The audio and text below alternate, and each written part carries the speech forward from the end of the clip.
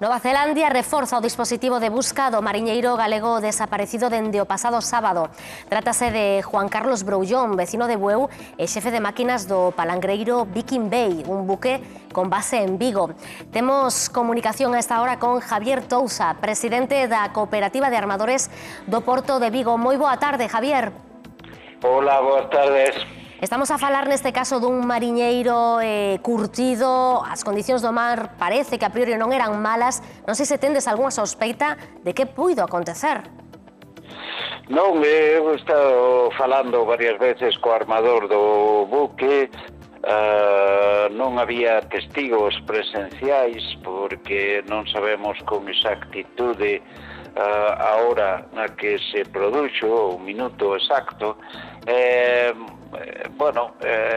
Supoñemos que foi pois unha desgracia involuntaria, pois supoño que sería un resbalón, unha caída ao mar, que estamos a falar en medio do Océano Pacífico, é unha superficie enorme. Estamos a facer labores de búsqueda en colaboración con outros barcos pesqueiros que están galegos que están na zoa, e tamén con o apoio nos queremos trasladar, como sempre, a total gratitude ás forzas de rescate da Nueva Zelanda, que están con avións, helicópteros, intentando localizar ao tripulante que desgraciadamente desapareceu ao mar. Estamos con o que habitualmente chamase o track record.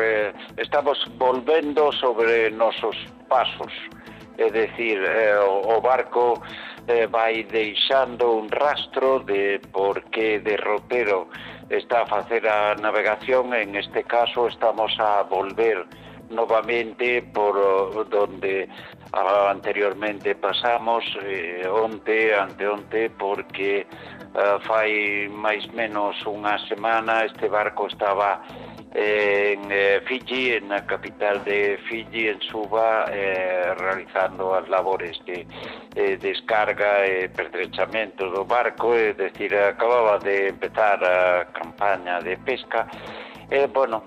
Pois desgraciadamente cousas que pasan no mar.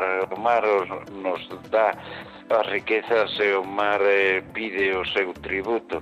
Javier, entendemos que a familia estará a ser informada en todo momento deste rescate, desta búsqueda. Como se atopa a familia, aínda que a resposta é obvia? Por suposto, a familia normal está pois nerviosa, con inquedanza, rezando entre todos todo o que podemos.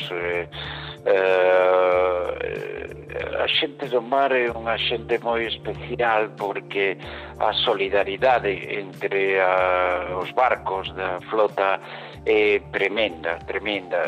Nos sabemos que moitas veces importantísimo recuperar os corpos, oxalá podamos recuperarlo con vida, pero sabemos que é moi difícil. O tempo corre en contra, non, nestes casos. Estamos falando de augas xélidas, entendemos a complicación da situación, claro, Javier. Mais que eso é que o tempo transcorrido é que unha cousa é si dese unha balsa salvavidas, e outra cousa é que de maneira accidental caigas pola borda. Diferente, non? Pero en todo caso estamos a solicitar o goberno neozelandés que por favor estiren o máximo posible o tempo, non, de búsqueda, porque normalmente son 72 horas, estamos xa no límite, e ademais estamos a falar xusto nas antípodas de Galicia, é dicir, hai máis menos unhas 11 horas de diferencia horaria e noite cerrada en estos intres. bueno, recemos, teñamos esperanza en que podamos recuperar o tripulante que, ademais, tantos anos de experiencia en estas augas, en este tipo de buques, en estas artes de pesca, pero nunca estamos preparados. Pois estaremos, Javier, moi pendentes desta operativa de rescate. Intensifícanse os medios de busca para intentar pois poñerlle fin a esta situación tan angustiosa, tan complicada para a familia. Moitas grazas, como sempre, por atendernos. Sí. Eu quixera, se me perdonades, claro, transmitir o noso total agradecemento ao presidente da Xunta, que dende o primeiro momento ha estado moi pendente das labores de rescate. El sabe valorar perfectamente o que supoñe a dureza da vida do mar. É moi grato para nós saber que o temos ao noso carón. Pois dito queda, Javier, moitas grazas, como sempre, por atendernos e estaremos moi pendentes de como evoluciona esta busca. Dende aquí tamén facer extensivo pois o noso apoio e a nosa aperta á familia que estará pasando dende logo uns días ben complicados, Beatriz. Sí, o noso cariño, o noso ánimo e unha aperta moi forte para toda a familia e o gallá teñamos boas noticias.